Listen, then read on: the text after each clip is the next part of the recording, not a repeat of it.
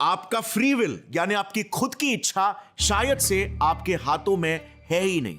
Latest scientific discoveries के अनुसार अगर मैंने अपने हाथों में ये फोन लिया तो मुझे या आपको भले ही ऐसा लगे कि मैंने अपनी इच्छा से अपने हाथों में ये फोन लिया, लेकिन शायद ये इच्छा, ये मर्जी, ये फ्री विल बस एक छलावा है और असली फ्री विल तो हमारे हाथों में है ही नहीं।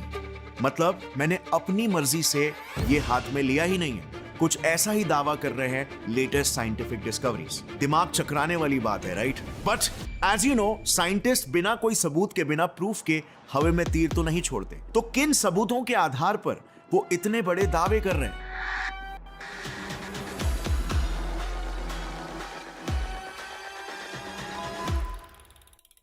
अभी हाल ही में कुछ एक्सपेरिमेंट्स ने दिमाग घुमाने वाले खुलासे किए। जब भी हम कॉन्शियसली सोच समझकर कोई भी एक्शन लेते हैं, जैसे मैंने मोबाइल हाथ में उठाने वाला एग्जांपल दिया था, तो इस एक्शन को परफॉर्म करने का जो सबसे पहला ख्याल यानी कि थॉट हमारे माइंड में आता है ना, उस पहले ख्याल से भी एटलीस्ट आधे सेकंड पहले हमारा दिमाग ऑलरेडी ये डिसाइड कर चुका होता है कि वो हमसे क्या करवाने वाला है। यानी कि सिंपली पुट, आपने जब कॉन्शियसली कोई डिसीजन लिया तो उससे एटलीस्ट आधे सेकंड से लेकर 5 सेकंड पहले तक आपका दिमाग सबकॉन्शियसली ऑलरेडी वो डिसीजन आपके लिए ले चुका होता है। और आप जो फ्री विल यानी खुद की मर्जी एक्सपीरियंस करते हो ना, आप खुद 100 अलग अलग ऑप्शंस में से चूज करके डिसाइड कर रहे हो कि कौन सा एक्शन लेना है, वो महज बस एक फॉर्मेलिटी जैसी होती है। सो अब मेन सवाल यहां पर यह आता है कि हम खुद अपने दिमाग को कंट्रोल नहीं कर रहे क्या? तो एकदम फंडामेंटल लेवल पर हमारे दिमाग में जो इलेक्ट्रिकल फायरिंग्स हो रही है उसे कौन कंट्रोल कर रहा है? वेल, इससे भी गहरी चीज तो यह है कि कॉन्शियसनेस यानी कि चेतना, जिसके वजह से हमें फ्री विल का एहसास भी होता है, वही आखिर क्या है? इंसानी शरीर एक बायोलॉजिकल मशीन है, राइट? तो क्यों हम खुद को जिंदा महसूस कर पाते हैं, यानी कि हमें हमारे वजूद का और इस दुनिया का भी एहसास हो पाता है, जबकि कोई और मशीन जैसे कि ये फोन वही एहसास नहीं कर पाती? एंड व्हाट अबाउट पेड़ पौधे या मछलियां? क्या वो भी कॉन्शियस है, सचेत है? या फिर माइक्रो ऑर्गेनिज्म जैसे बैक्टीरिया और वायरस, जिनका तो दिमाग भी नहीं है, तो क्या उन्हें भी कॉन्शियस बुलाया जा सकता है? और क्या उनमें भी फ्री विल होता है? वेल, इन्हीं सभी सवालों के जवाब दे पाने के लिए ना हमें एकदम फंडामेंटल यानी कि बेसिक लेवल पर समझना होगा कि ये कॉन्शियसनेस ही आखिर होता क्या है इन द फर्स्ट प्लेस, क्योंकि इसे लेकर बहुत सारे रॉन्ग और अंधविश्वासी कॉन्सेप्ट्स है। क्या ये कॉन्शियसनेस कोई मेटाफिजिकल या स्पिरिचुअल चीज है जिसे हम देख और मेजर नहीं कर सकते, या फिर ये एक फिजिकल क्वांटिटी है जिसे पॉइंट आउट करना या मेजर कर पाना बिल्कुल पॉसिबल है? Interesting question, right? I am sure आपके दिमाग में भी ये सवाल कभी ना कभी जरूर आया होगा। सो हमारे खोज की कहानी शुरू होती है आज से 2 दशक पहले, जब 2 world famous neuroscientist Christophe coach और जिउलियो टोनोनी कॉन्शियसनेस को गहरे स्तर पर समझने की कोशिश कर रहे थे। वो बेसिकली ये समझना चाहते थे कि कॉन्शियसनेस क्रिएट ही कैसे होता है दिमाग में।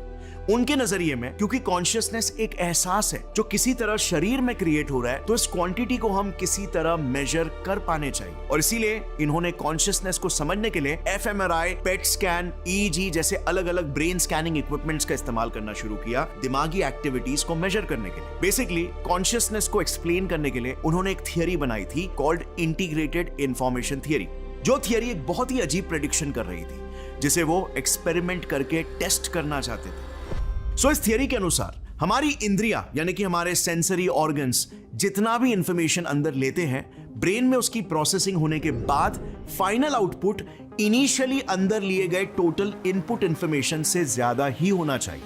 और अगर वो ज्यादा निकलती है तो यही एक्स्ट्रा इंफॉर्मेशन जो प्रोसेसिंग के वक्त ऐड ऑन हुई है, वही जन्म देती होगी हमारे थॉट्स, आइडियाज, इंट्यूशन और अवेयरनेस जैसे एब्स्ट्रैक्ट पहलुओं को, जिन्हें ही हम एक कॉन्शियस एक्सपीरियंस या कॉन्शियसनेस कहते हैं। सो क्या स्कैन्स में वही पैटर्न्स नजर आए जो उन्होंने प्रेडिक्ट किए थे?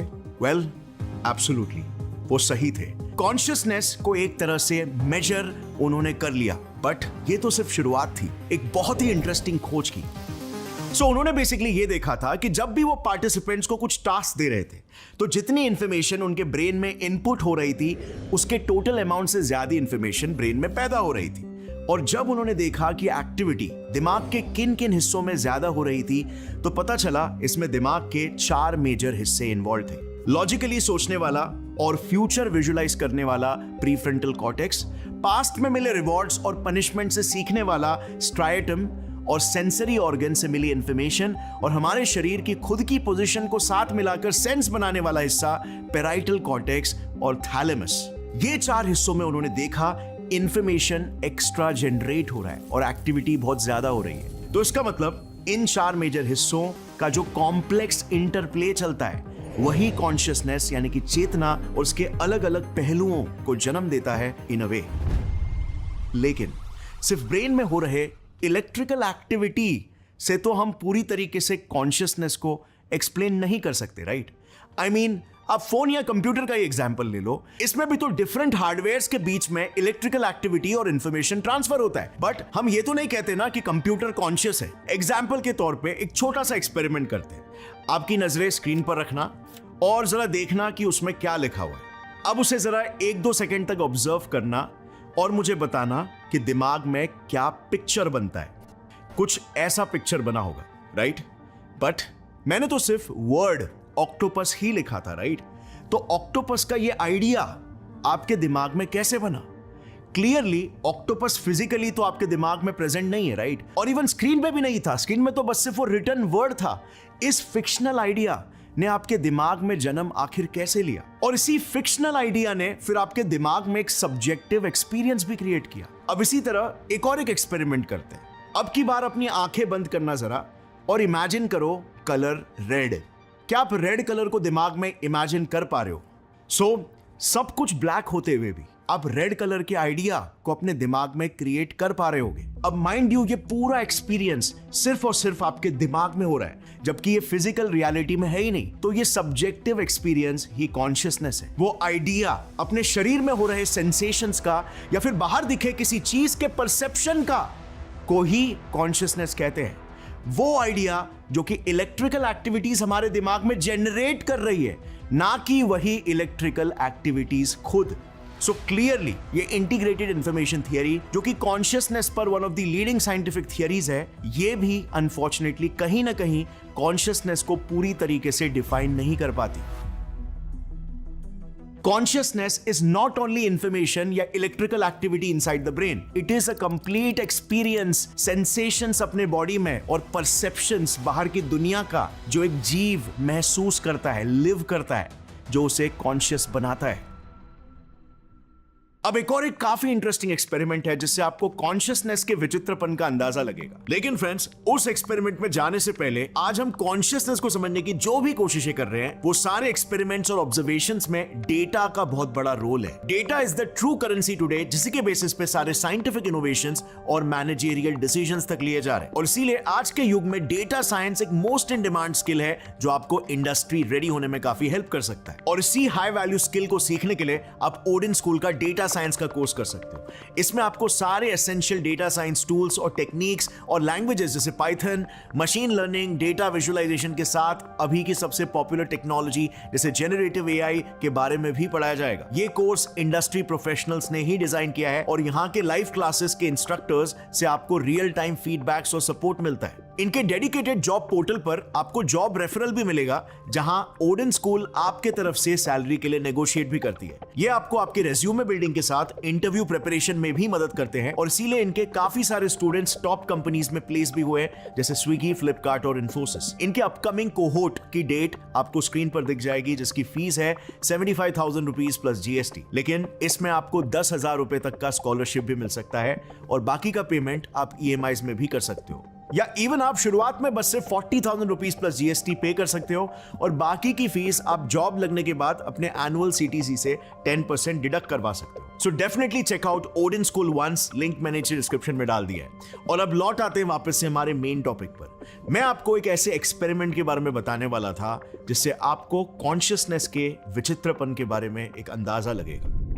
इसमें एक एक्सपेरिमेंटर पहले एक रबर का हाथ आपके आंखों के सामने रखता है, फिर एक कपड़ा और एक कार्डबोर्ड से आपके असली हाथ को छुपाता है। देन वो आपके उस छुपाए हुए हाथ और उस रबर के हाथ को एक साथ स्टिमुलेट करता है ताकि आपका दिमाग उस नकली हाथ को अपना शरीर का एक अंग मांगने लग जाए। Do you feel this? Yes. Do you feel this? Yes. And then जैसे ही कनेक्शन एस्टैब्लिश हो जाता है, वो आपके साथ ये करता है। Ow! Oh! You're good. Don't worry. क्या आपने देखा? इट इज लिटरली क्रेजी जिस तरह से हमारा दिमाग हमारे लिए एक झूठा पेन, एक झूठी रियलिटी ही बुन देता है।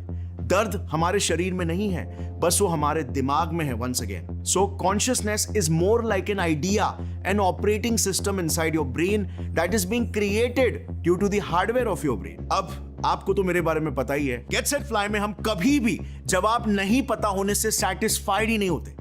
रात को नींद ही नहीं आती, इसीलिए हम जितना हो सके डीप में घुसते हैं सच्चाई की खोज में। और तभी मेरे दिमाग में एक सवाल आया कि अगर हमें कॉन्शियसनेस को सच्ची में एकदम फंडामेंटली समझना है तो हमें सबसे पहले यह समझना होगा कि कॉन्शियसनेस का जन्म ही आखिर कहां और क्यों हुआ था इन द फर्स्ट प्लेस। क्योंकि क्लियरली अगर आप दुनिया भर में नजर फिराओगे तो हर एक जीव की जो भी विशेषता आज वो पोजेस करता है, उस विशेषता से उसे किसी न किसी प्रकार का कोई ना कोई सर्वाइवल एडवांटेज जरूर मिलता है। इसी वजह से वो ट्रेट इवॉल्व हुआ और कभी विलुप्त नहीं हुआ। इसे ही नेचुरल सिलेक्शन का लॉ कहते हैं। तो कॉन्शियसनेस से भी किसी जीव को किसी न किसी प्रकार का फायदा जरूर मिला होगा ओवर वो जीव जिनके पास कॉन्शियसनेस नहीं है। यानी non conscious life conscious life में तभी तब्दील हो पाई जैसे ही उन्हें कॉन्शियस होने से सर्वाइवल में एडवांटेज मिलने लगा।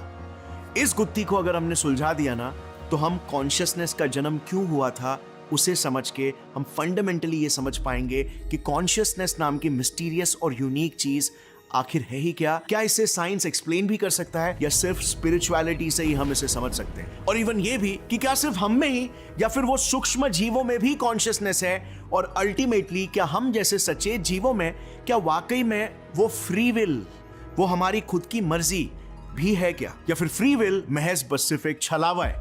तो देखो, कॉन्शियसनेस का जन्म ना मोस्टली सभी साइंटिस्ट ये एग्री करते हैं एक बेसिक नीड की वजह से हुआ था। एक जानवर ताकि खुद को फूड यानी कि एनर्जी के पास स्वयं लेकर जा सके और उसे कंज्यूम कर सके। अगर आप एकदम बेसिक जीव देखोगे ना, जैसे बैक्टीरिया हो गए, ये कॉन्शियसली अपने मोशन या डायरेक्शन को फूड की आशंका के हिसाब से डायरेक्ट नहीं कर सकते। और इन्हें अगर देखा जाए तो एक्चुअली में इस चीज की इतनी जरूरत भी नहीं है, क्योंकि इनकी एक्सट्रीमली ज्यादा तादाद और इनके इस रैंडम बिहेवियर की वजह से इन्हें फूड आसानी से मिल जाता है। और आज तक ये बिलियंस ऑफ ईयर्स से सर्वाइव और रिप्रोड्यूस भी कर पा रहे हैं, जो कि किसी भी लिविंग ऑर्गेनिज्म का by the way according to biology ultimate goal होता है। सर्वाइव करो और अपनी कॉपीज बनाओ। अब सर्वाइव करने के लिए इन्हें अपने आसपास के वातावरण में हो रहे इंटरैक्शंस से पॉजिटिव और डैमेजिंग इंटरैक्शंस को भी आइडेंटिफाई करने की एबिलिटी होना जरूरी है। जैसे फॉर एग्जांपल किसी केमिकल से इनका पाला पड़ता है जो कि सेल के लिए सही नहीं है, तो वो डिस्ट्रक्टिव हो सकता है और सेल को खत्म कर सकता है। या फिर कोई फूड सोर्स है तो वो एक पॉजिटिव इंटरैक्शन हो सकता है, तो उस फूड सोर्स से उन्हें इंटरैक्ट करना चाहिए। और यहीं से कॉन्शियसनेस इवॉल्व होना स्टार्ट हुआ एकदम बेसिक लेवल पर, जो कि शुरुआत में बस सिर्फ एक रिफ्लेक्स एक्शन की तरह था। यानी कि जैसे ही सिंपल एनिमल्स को कुछ एनवायरमेंटल ट्रिगर मिलता, उसका एक रिस्पॉन्स बिहेवियर क्रिएट होता जो डिपेंडिंग अपॉन आउटकम धीरे धीरे इस तरह से कोऑर्डिनेट होने लगा कि ऐसे सेल्स डेवलप होने लगे जो पॉजिटिव ट्रिगर पर एक पर्टिकुलर बिहेवियर रिपीट करने का रिएक्शन देते और गलत ट्रिगर को अवॉइड करने के लिए एक अलग रिएक्शन देते। जैसे फॉर एग्जांपल इस one of the most simple animal cell Trichoplax adherens का एग्जांपल ले लो, जो कि फूड के नजदीक जाते ही स्लो हो जाता है और फूड नहीं मिलने पर तेजी से इधर उधर दौड़ने लगता है। इसे हम कॉन्शियसनेस का लेवल 1 कह सकते हैं। बट जैसे जैसे जानवर और कॉम्प्लेक्स होते गए, जैसे अगर हम बात करें थोड़े और कॉम्प्लिकेटेड जीव, फिशेस और रेप्टाइल्स की, तो इन्हें अपने खाने की तरफ खुद स्वयं जाने की जरूरत होती है और खुद खाना ना बने इसीलिए शिकारियों से दूर भागने की। तो ऐसे में क्लियरली सिर्फ रिफ्लेक्स एक्शंस ही काफी नहीं है, जरूरत है इंफॉर्मेशन स्टोरेज की, जिससे वो जीव याद रख सके और अंदाजा लगा सके कि कौन से बिहेवियर्स रिवॉर्डिंग है और कौन से बिहेवियर्स पनिशिंग होंगे। अब ये इंफॉर्मेशन स्टोरेज एक फीलिंग, एक सेंसेशन के रूप में होने लगा, जिससे कि वो जीव पहले से ही फील या महसूस कर पाए कि किसी पर्टिकुलर बिहेवियर में इन्वॉल्व होना चाहिए या फिर नहीं। जैसे एक मछली दूसरी बड़ी मछली को देखकर एक फियर का सेंसेशन फील करती है और अवॉइड करती है उस डायरेक्शन में जाने से, और फूड को देखकर एक पॉजिटिव सेंसेशन फील करती है। लेवल 1 कॉन्शियसनेस में जैसे हमने जाना कोई सेंसेशन, कोई एक्सपीरियंस नहीं है, यानी कि consciousness as we know it बिल्कुल भी नहीं है। बट लेवल 2 में ये एक्सपीरियंस एकदम बेसिक स्टेज में डेवलप होना शुरू हो गया था। बट यहां तक भी ये जीव जो पानी में रहते हैं या इवन रेप्टाइल्स दुनिया को उस तरह से फिर भी एक्सपीरियंस नहीं कर पा रहे थे जिस तरह से हम दूसरे मैमल्स और इवन बर्ड्स आज करते हैं। यू सी, आज से बस सिर्फ कुछ ज्यादा नहीं, 200 मिलियन सालों पहले कॉन्शियसनेस के एवोल्यूशन में एक बहुत बड़ा माइलस्टोन आया। इतना बड़ा कि बस कुछ 100 या 1000 सालों में एकदम से ऐसे जीव डेवलप होने लगे जो कॉन्शियसनेस में काफी एडवांस थे। इसके पीछे 2 बहुत ही अहम रीजंस थे। नंबर 1, जैसे ही लाइफ समुद्र से बाहर निकली, वार्म ब्लडेड एनिमल्स पैदा होना शुरू हुए। अब जहां पर कोल्ड ब्लडेड एनिमल्स, इसकी क्रोकोडाइल्स या फिश की बॉडीज टोटली एनवायरनमेंट और उसके तापमान पर ही डिपेंडेंट रहती है, तो उन्हें कोई जरूरत ही नहीं थी खुद को एक अलग एंटिटी, एक अलग बॉडी समझने की, जो कि कॉन्शियसनेस का एक बहुत ही इंपॉर्टेंट ट्रेट है। बिकॉज कॉन्शियसनेस का दूसरा नाम ही तो मैं है, मैं जो इस दुनिया को महसूस कर पा रहा हूं और खुद को महसूस कर पा रहा हूं। बट जैसे ही वार्म ब्लडेड एनिमल्स आए, वो अपने शरीर को ही खुद एक चलता फिरता एनवायरनमेंट बनाने लगे। बाहर चाहे जो भी तापमान हो, अनलाइक कोल्ड ब्लडेड एनिमल्स जो अगर बाहर ठंड है तो अपने टेम्परेचर को भी कूल डाउन करके सुस्त हो जाएंगे, ये वार्म ब्लडेड एनिमल्स इवन अगर बाहर 20 डिग्री टेम्परेचर भी चल रहा है तो भी अपने शरीर का तापमान वो 37 से 38 डिग्री सेल्सियस ही रखेंगे। इस बदलाव ने उन्हें दूसरे जानवरों की तुलना में ज्यादा इंडिविजुअलिटी और सेंस ऑफ सेल्फ डेवलप करने में हेल्प किया। वो अपने शरीर को अपने एनवायरनमेंट से डिफरेंशिएट कर पाने लगे। नंबर 2, जैसे ही वार्म ब्लडेड एनिमल्स में शरीर का तापमान इंक्रीज हुआ, नर्व सेल्स और न्यूरॉन्स की ट्रांसफर स्पीड्स एटलीस्ट 3 गुना ज्यादा बढ़ गई।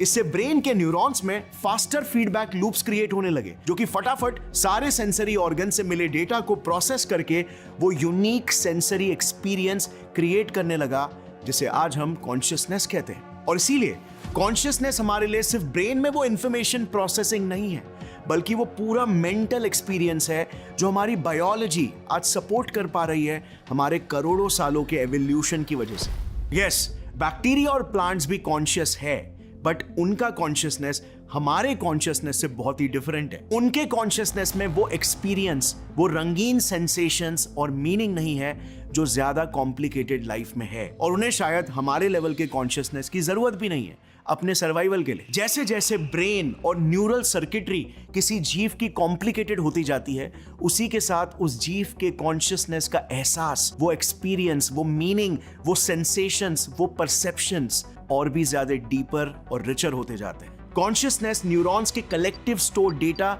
और एक्सटर्नल सेंसरी इनपुट्स का एक मैथमेटिकल वैल्यू है, जो जितना ज्यादा कॉम्प्लिकेटेड उतना रिचर एक्सपीरियंस देता है। अगर मैथमेटिकली देखा जाए तो कॉम्प्लेक्सिटी से डायनामिक और केओटिक सिस्टम्स बनते हैं जो मैथमेटिकल अट्रैक्टर्स का काम करते हैं, यानी कि based on sensory input constantly dynamic values create करते हैं, जिसे ही हम डायनामिक एक्सपीरियंस के रूप में फील करते हैं और जिसे ही हम कॉन्शियसनेस बुलाते हैं। अब याद रखना, कॉन्शियसनेस का जन्म ही क्यों हुआ था इन द फर्स्ट प्लेस, एक बॉडी को अपने एनर्जी सोर्स तक प्रोएक्टिवली लेकर जा पाने के लिए। और इसी वजह से आज करोड़ों सालों के न्यूरोलॉजिकल एवोल्यूशन के बाद भी हमें फ्री विल महसूस होता है। हमें ऐसा फील होता है कि हम अपने मर्जी के मालिक हैं, कि हम कॉन्शियसली अपनी मर्जी से एक पर्टिकुलर एक्शन को करने का चूज करते हैं। जहां मन चाहे वहां पर हम जा पाने का, अपने आप को डायरेक्ट कर पाने का हम चूज करते हैं। ऐसा महसूस होता है ना। मगर यहां पर अब आता है एक दिल तोड़ने वाला ऑब्जर्वेशन, एक ऐसा ब्रेन एक्सपेरिमेंट जो कि कई बार कई साइंटिस्टों द्वारा रिपीट किया गया, फिर भी रिजल्ट्स हमेशा यही निकले कि हमारे पास कॉन्शियसनेस तो है, मगर शायद वो फ्री विल नहीं जो हमें महसूस होता है कि हमारे पास है। Shocking, right? एक्सपेरिमेंट में आखिर इन्होंने ऐसा क्या डिस्कवर किया? वेल, 1980s में बेंजामिन लिबेट ने कुछ पार्टिसिपेंट्स के दिमागी एक्टिविटीज को मेजर करने के लिए उनके सर पर ईजी मशीन के इलेक्ट्रोड्स लगवाए। उन पार्टिसिपेंट्स को एकदम रैंडमली अपना हाथ हिलाना था जब भी उनकी मर्जी हो। इसी दौरान लिबेट ने एक इंटरेस्टिंग ऑब्जर्वेशन नोट किया। जब भी कोई पार्टिसिपेंट कॉन्शियसली अपने हाथ को हिलाता, उससे कुछ ऑन एन एवरेज आधे सेकेंड पहले ईजी मशीन ब्रेन एक्टिविटी को कैद कर लेता था। यानी कि ब्रेन के जो अनकॉन्शियस पार्ट्स हैं वो पहले से ही लाइट अप हो जाते और फिर आधे सेकेंड बाद कॉन्शियस पार्ट्स को खबर पड़ती, और इवन तभी जाके उस इंसान को खुद भी पता चलता था, वो इंसान खुद भी कॉन्शियस होता था कि उसने वो एक्शन परफॉर्म करने का डिसीजन लिया। मतलब एक तरह से अनकॉन्शियस एक्टिविटीज दिमाग में एक्शंस को जन्म दे रही है, कॉन्शियस एक्टिविटीज को जन्म दे रही है, और ना कि कॉन्शियस दिमाग जैसे कि हमें फील होता है। हमें लगता है कि हम कॉन्शियसली डिसीजंस ले रहे हैं, लेकिन हमारे अनकॉन्शियस ब्रेन प्रोसेसेस का मेजर रोल होता है ये डिक्टेट करने में कि एक्शन क्या होगा। अब ये माइंड ब्लोइंग था। लिबेट को खुद इस पर बिलीव नहीं हो रहा था और उन्होंने सोचा कि हो ना हो ऐसा होता होगा कि हमारा अनकॉन्शियस दिमाग डेफिनेटली काफी हद तक एक्शन को इन्फ्लुएंस करता होगा, एक इंपल्स सा क्रिएट करता होगा, लेकिन हमारे कॉन्शियस दिमाग के पास अल्टीमेट पावर होती है कि उस एक्शन को एक्सेप्ट या रिजेक्ट करने की। जैसे फॉर एग्जांपल, अगर आपका अनकॉन्शियस माइंड एक स्ट्रॉन्ग इंपल्स क्रिएट करता है इंस्टाग्राम खोलने का, बट वहां पर आपका कॉन्शियस ब्रेन विल पावर की मदद से उस इंपल्स को रिजेक्ट कर सकता है, या फिर नहीं भी, वो फाइनल अथॉरिटी आपके कॉन्शियस ब्रेन के पास है। ये एक्सप्लेनेशन कन्वीनियंट इसीलिए है क्योंकि हमारा फ्री विल में दोबारा से विश्वास रीइंस्टेट कर देता है। बट क्या मामला वाकई में इतना सिंपल है? आई मीन, थोड़ी और गहराई में जाने से एक कंप्लीटली न्यू दुनिया आ जाती है जो इस न्यूरॉन्स की दुनिया से भी ज्यादा फंडामेंटल है। मैं बात कर रहा हूं क्वांटम मैकेनिक्स की दुनिया की, जिससे ही ये न्यूरॉन्स और ब्रेन की बायोलॉजी उत्पन्न होती है, जिससे ही हमारा कॉन्शियसनेस और हमारी साइकोलॉजी इमर्ज होती है। चलिए समझते हैं क्वांटम मैकेनिक्स और हमारे दिमाग में हो रहे क्वांटम इंटरैक्शंस का क्या खुलासा है, क्योंकि ये हमारी दुनिया की सबसे फंडामेंटल रियलिटी है। चलिए समझते हैं क्वांटम लेवल पर क्या हमारे पास फ्री विल वाकई में है या फिर नहीं। आज से करीब 100 साल पहले क्वांटम मैकेनिक्स के one of the founding fathers sir Roger Penrose ने कॉन्शियसनेस के पीछे के फिजिक्स को पेश किया था। एंड ट्रस्ट मी, ये तो उसके बायोलॉजी से भी ज्यादा इंटरेस्टिंग है। और अभी रिसेंटली हमें कई माइंड ब्लोइंग एक्सपेरिमेंटल प्रूफ्स भी मिले। दरअसल कॉन्शियसनेस के फिजिक्स को लेकर अपनी किताब एम्परर्स न्यू माइंड में पेनरोज ने एक काफी सिंपल मगर इंटरेस्टिंग आर्ग्यूमेंट दिया था। उनका अपनी किताब में यह कहना था कि ब्रह्मांड की वो सारी चीजें जो हमें पता ही नहीं एग्जिस्ट करती है और ना ही उसे मैथमेटिकली प्रूफ किया गया है, वो सारी चीजें ये आइंस्टाइन वगैरह जैसे तेज तरार फिजिसिस्ट के दिमाग में पहले से ही ये कैसे इमेजिन कर लेते हैं। हो ना हो हमारे दिमाग में जो सिग्नल्स दौड़ते हैं वो किसी कंप्यूटर की तरह एक सेट एल्गोरिदम के हिसाब से या एक सेट पैथ से नहीं गुजरते होंगे, जो सेट पैथ या सर्किट हमारे एवोल्यूशनरी पास्ट के वजह से बनी थी। हमारे दिमाग के सर्किट्स में डेफिनेटली कुछ ना कुछ रैंडमनेस का तो रोल जरूर होगा। इसमें कहीं ना कहीं क्वांटम मैकेनिक्स का तो रोल जरूर होना चाहिए। अब देखो, ये स्टेटमेंट एक फिजिसिस्ट के मुंह से आना काफी बोल्ड था, क्योंकि उनके पास इसे प्रूव करने के लिए कोई एविडेंसेस नहीं थे, और ये इजीली होम्सियन फैलेसी भी कहलाई जा सकती है, which basically means just because हमारे पास कॉन्शियसनेस के रैंडमनेस को डिफाइन करने के लिए कोई दूसरा और एक्सप्लेनेशन नहीं है, तो हम सीधा उसे क्वांटम मैकेनिक्स के रैंडमनेस से एसोसिएट कर ले तो वो फैक्ट थोड़ी ना हो जाता है। हमें सबूत चाहिए इस क्लेम को जस्टिफाई करने के लिए। सबूत नहीं होने की वजह से ये आइडिया वहीं पर कुछ समय के लिए दफन हो गया। लेकिन अगले कुछ दशकों बाद एक चमत्कार सा ही हो गया। मिड 1900s में एक एनेस्थीसियोलॉजिस्ट थे स्टुअर्ट हैमरऑफ नाम के। उन्होंने एक काफी फैसिनेटिंग चीज को ऑब्जर्व किया।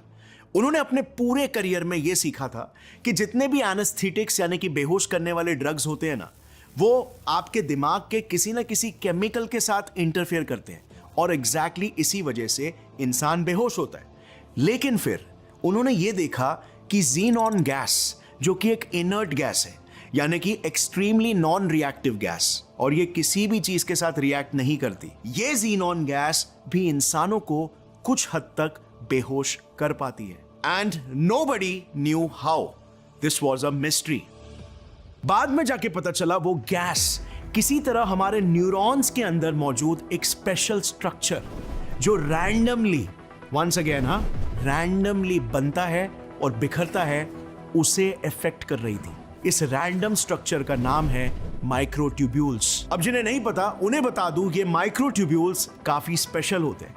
ये देखो, ये एक तरह से आपके सेल्स के अंदर मौजूद जिप लाइन्स होते हैं, जिन पर से proteins, chemicals, cell organelles etcetera, इन सभी चीजों को यहां से वहां मूव किया जाता है। यानी न्यूरॉन्स के बीच जो सिग्नलिंग केमिकल्स ट्रैवल करते हैं ना, वो भी इन्हीं की मदद से ट्रैवल करते हैं। और आप देख सकते हो इनका बनना और बिखरना पूरी तरह से रैंडम है। पर क्या ये रैंडमनेस के पीछे कोई कॉज है या फिर ये वाकई में क्वांटम मैकेनिक्स वाला एक्चुअल रैंडमनेस है जो कि प्रूव्ड है ट्रू रैंडमनेस होता है without any cause. And yes, bye the वे, अगर आपको नहीं पता, quantum objects latest scientific evidences से ये प्रूव्ड है कि ट्रूली रैंडम तरीके से बिहेव करते हैं। उनके सबसे फंडामेंटल बिहेवियर के पीछे कोई कॉज ही नहीं होता। पर क्या हमारे दिमाग में बन रहे ये माइक्रोट्यूब्यूल्स जो हमारे थॉट्स को शेप करते हैं, क्या वो वाकई में क्वांटम ऑब्जेक्ट्स है भी क्या वो एक्चुअल में क्वांटम प्रॉपर्टीज दिखा रहे हैं? इसके लिए हमें सबूत लगेंगे, राइट? जो सबूत अब तक हमारे पास नहीं थे बट अब सरप्राइजिंगली आ चुके हैं। अभी इसी साल 2024 में एक पेपर पब्लिश हुआ जिसने माइक्रोट्यूब्यूल्स में क्वांटम प्रॉपर्टीज को एक्सपेरिमेंटली ऑब्जर्व किया। बेसिकली क्वांटम मैकेनिक्स में एक फिनोमेनन होता है कॉल्ड एंटेंगलमेंट, यानी जो एक्सट्रीमली छोटे पार्टिकल्स होते हैं ना, इलेक्ट्रॉन्स, प्रोटॉन्स, फोटॉन्स एटसेट्रा, वो कई बार एक दूसरे से इस कदर कनेक्ट हो जाते हैं कि फिर अगर आप उन्हें एक दूसरे से 1 बिलियन लाइट ईयर्स दूर भी रख दोगे तो एक पार्टिकल के साथ हुआ इंटरैक्शन दूसरे पार्टिकल को भी इन्फ्लुएंस करता है। यानी कि मानो जैसे वो 1 बिलियन लाइट ईयर्स दूर एक इनविजिबल धागे से कनेक्टेड है। और इसी क्वांटम एंटेंगलमेंट वाले फिनोमेनन को एक्सपेरिमेंटली ऑब्जर्व किया जा सकता है। दरअसल जब भी आप किसी ग्लो होने वाले साधारण चीज पर लाइट मारते हो तो उसके इलेक्ट्रॉन्स इंडिविजुअली उस लाइट के फोटॉन्स को एब्जॉर्ब कर लेते हैं। फिर कुछ समय तक वो उस एक्स्ट्रा एनर्जी से एक्साइटेड हो जाते हैं और फिर कुछ समय बाद वो उसी एनर्जी को ग्लो के रूप में फिर से बाहर छोड़ने लगते हैं एंड अल्टीमेटली इलेक्ट्रॉन फिर से अपने ओरिजिनल स्टेट में आ जाता है। अब नॉर्मल चीजों में जब ये फिनोमेनन देखा जाता है तो लाइट सोर्स के एब्सेंस में भी उस चीज का ग्लो काफी धीरे धीरे फेड आउट होता है एंड ओवरऑल उस ग्लो की ब्राइटनेस भी काफी कम होती है। ऑन द अदर हैंड, अगर कुछ इलेक्ट्रॉन्स लेट्स से एक दूसरे के साथ एंटेंगल हो गए तो देखा गया है कि वो सारे एक मिलकर एक सिंगल इलेक्ट्रॉन की तरह बिहेव करते हैं, जिससे लाइट सोर्स के एब्सेंस में वो बहुत ज्यादा लाइट एक साथ बाहर फेंकते हैं और इसीलिए जल्दी अपना ग्लो लूज कर देते हैं। इस क्वांटम फिनोमेनन को सुपर रेडियंस कहते हैं। अगर किसी माइक्रोस्कोपिक चीज में आपको ये सुपर रेडियंस दिखा तो समझ जाओ उसमें फंडामेंटल लेवल पर क्वांटम मैकेनिक्स काम कर रहा है, क्योंकि ये फंडामेंटली एक क्वांटम प्रॉपर्टी है। But now the bigger question, क्या वैज्ञानिकों को हमारे दिमाग में कहीं पर ये सुपर रेडियंस दिखा क्या? वेल, यस, मिला है। बट आप गेस करो कहां पर देखने मिला होगा? वेल, जिन जिप लाइन्स, जिन माइक्रोट्यूब्यूल्स की हम बात कर रहे थे ना, वो ऐसे छोटे छोटे ट्यूबुलेंट प्रोटीन्स की मदद से रैंडमली ऑन द स्पॉट बनते हैं और इनके अंदर एक ट्रिप्टोफैन नाम का एक एमिनो एसिड या सिंपली एक केमिकल होता है, उसके इलेक्ट्रॉन्स सुपर रेडियंस दिखाते हैं एंड देयरफॉर क्वांटम एंटेंगलमेंट दिखाते हैं। और वो भी सिर्फ तभी दिखाते हैं जब ये ट्रिप्टोफैन मॉलिक्यूल्स माइक्रोट्यूब्यूल्स का पार्ट हो। इंडिविजुअल ट्रिप्टोफैन मॉलिक्यूल्स में ये सुपर रेडियंस देखने नहीं मिला है। यानी कि जैसे 100 साल पहले रॉजर पेनरोस ने सजेस्ट किया था, हमारे दिमाग में जन्म लेने वाले सभी थॉट्स प्री प्रोग्राम्ड सर्किट के वजह से पैदा नहीं होते। इंस्टेड इनके पीछे क्वांटम मैकेनिक्स का भी एक रोल है। यानी कि जिस फ्री विल को हम समझ रहे हैं कि हम खुद इंडिविजुअली क्रिएट कर रहे हैं अपनी मर्जी से, टर्न्स आउट उसमें रैंडमनेस का भी एक बहुत बड़ा रोल है। और जैसे हमने पहले जाना था हमारे सबकॉन्शियस और अनकॉन्शियस ब्रेन के हिस्सों का भी, बट इस न्यू रिसर्च के 2 ड्रॉबैक्स हैं। यही कि ये इतना नया ऑब्जर्वेशन है कि बाकी के साइंटिस्टों ने अब तक इसे रिपीट नहीं किया है। हमें और भी एक्सपेरिमेंट्स के कंफर्मेशन की जरूरत लगेगी इसे एक ठोस केस समझने के लिए। और नंबर 2, हमें और क्वांटम प्रॉपर्टीज को माइक्रोट्यूब्यूल्स में टेस्ट करना होगा ताकि हम श्योर हो सके कि इस स्ट्रक्चर में वाकई में क्वांटम प्रॉपर्टीज है और ये सुपर रेडियंस बस कोई फ्लूक नहीं था। सो एट दिस पॉइंट हम बिल्कुल कह सकते हैं कि क्वांटम कॉन्शियसनेस को समझने की ये हमारी एक बहुत ही अच्छी शुरुआत है। एंड आई नो ये सब सुनकर में भी आपको ऐसा लगेगा कि इतनी राम कहानी सुनाकर फिर ऐसा बोल रहे हो कि यार ये एक अच्छी शुरुआत है। इतना सब सुनाने के बाद भी ऐसा लग रहा है कि हम कितना कम जानते हैं। Well, this is the beauty and humility of science कि साइंस कभी नहीं थकता और कभी सवाल पूछना नहीं छोड़ता। लेकिन फिर भी हम कॉन्शियसनेस को समझने के सफर में बहुत आगे आ चुके हैं। एटलीस्ट वी नो कि कॉन्शियसनेस सिर्फ एक किस्म का नहीं होता। एक बैक्टीरिया का कॉन्शियसनेस अलग है, एक पौधे का अलग है, एक मछली का अलग है, एक कुत्ते का अलग और एक बर्ड का अलग है। इवन हमारे खुद के दिमाग में भी सिर्फ एक कॉन्शियसनेस नहीं है, बल्कि मल्टीपल मॉड्यूल्स है जो इंडिपेंडेंटली अलग अलग किस्म के कॉन्शियसनेस को जन्म देते हैं। जैसे दिमाग का राइट हेमिस्फीयर सिर्फ किसी ऑब्जेक्ट को विजुअली प्रोसेस कर सकता है, विजन के लिए ऑप्टिमाइज्ड है, बट अगर वो लेफ्ट हेमिस्फीयर से कनेक्टेड नहीं है तो वो लेफ्ट हेमिस्फीयर का वर्बल और इंटेलेक्चुअल मॉड्यूल यूज नहीं कर सकता, और कुछ दिखाने पर वो कभी भी एग्जैक्टली नहीं बता पाएगा कि उसने एग्जैक्टली क्या देखा, क्योंकि वर्बल मॉड्यूल काम ही नहीं कर रहा। मगर उसी ऑब्जेक्ट के इमेज दिखाने पर वो पहचान जरूर लेगा। और एग्जैक्टली ऐसा ही देखा गया है उन पेशेंट्स में जिनके ब्रेन का कॉर्पस कैलोसम, वो पार्ट जो लेफ्ट और राइट हेमिस्फीयर को कनेक्ट करता है, उसको काटा गया। यानी बेसिकली हमारे दिमाग के अलग अलग पार्ट्स अलग अलग किस्म के कॉन्शियसनेस को क्रिएट करते हैं, जो सब साथ में मिलकर एक फाइनल कॉन्शियसनेस का प्रोजेक्शन आगे करते हैं, जो हमें मैं का अनुभव देते हैं कि मैं दुनिया से अलग हूं और दुनिया से इंटरैक्ट कर रहा हूं। इसी मैं के एहसास से हम ब्रह्मांड को अपनी यूनिक इंडिविजुअलिटी से अनुभव करते हैं। और यहां पर आती है एक फैसिनेटिंग सच्चाई कि एक तरह से अगर हमारे पास फ्री विल नहीं है तो हमारे पास एक तरह से फ्री विल है भी।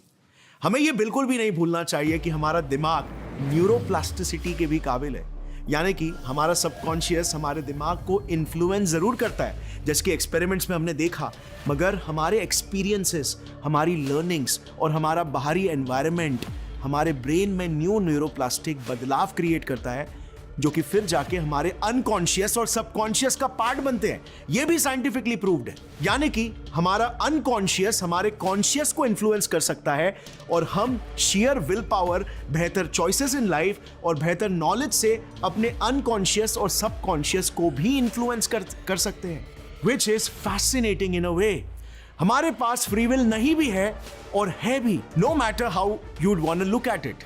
मैं पर्सनली इस चीज में 100% बिलीव करता हूं कि मैं कॉन्शियसली अपने सबकॉन्शियस और अनकॉन्शियस को धीरे धीरे करके अपने लाइफ के इंपॉर्टेंट गोल्स के हिसाब से शेप कर सकता हूं। सो या पावर हमारे हाथ में है, हमारी सोच में है, और साइंस को तो हमें बस सिर्फ यूज करना है, खुद को एजुकेट करके, खुद के दिमाग के और इस दुनिया के फंडामेंटल्स को समझकर अपनी लाइफ को उस हिसाब से अलाइन करने में। आखिर साइंस के और जिंदगी के बड़े बड़े सवालों के जवाब ढूंढने के फुलफिलिंग जर्नी के साथ हमें वो ज्ञान भी मिल सके जिससे हमारी जिंदगी अब बेहतर हो, तो मेरे हिसाब से इससे बेहतर कोई और सफर हो ही नहीं सकता।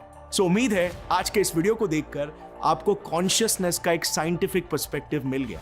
इस वीडियो को कॉन्शियसली अपने फ्रेंड्स और फैमिली मेंबर्स के साथ जरूर शेयर करना, ताकि हम सभी मिलकर हमारे कम्युनिटी का कलेक्टिव कॉन्शियसनेस बढ़ा सके। सी यू वेरी सून। जय हिंद, जय विज्ञान।